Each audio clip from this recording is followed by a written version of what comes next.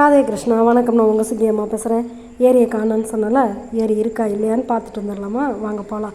போகிற வழியில் அப்படியே நெற்கதிரோட வாசமும் அந்த மண் வாசமும் அப்படியே ரொம்ப இனிமையாக இருந்தது. சரி, ஏரி எப்படி இருக்குது அப்படின்னு சொல்லி பார்க்கலாமா? வண்டியில் போனால் இங்கேருந்து பார்க்கும்போது ஏரி தெரியும். நடந்து தான் இன்றைக்கி போனேன். அதனால் ஏரி இருக்கா இல்லையா அப்படின்னு சொல்லி இப்போ நம்மளுக்கு தெரிஞ்சிடும். பார்க்க போகிறோம். அப்படியே எட்டி பாருங்கள். தண்ணி தெரியுது, ஏரியை கண்டுபிடிச்சாச்சு. இந்த மாதிரி குட்டி குட்டி விஷயங்கள்லாம் காமிச்சு நம்ம குழந்தைங்களுக்கு கதைகள் எல்லாம் நிறையா சொன்னோம் அப்படின்னாக்கா அவங்களுக்கு கேட்குறதுக்கு ரொம்ப இன்ட்ரெஸ்ட்டாக இருக்கும். இருங்க, ஏரியோட ஃபுல் வியூ காமிக்கிறேன்.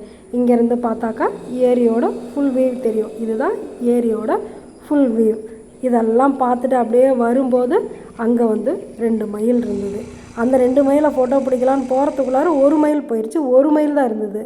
பச்சை மாமலை போல் மேனி பவளவாய் கமலச்செங்கன் அப்படின்னு கண்ணனை அப்படியே நினச்சிக்கிட்டே ரசிச்சுக்கிட்டே உங்களுக்கு இது பிடிச்சிருக்கோம் அப்படின்னு நினைக்கிறேன். பிடிச்சிருக்கா? ஓகே, பாய். ராதே கிருஷ்ணா.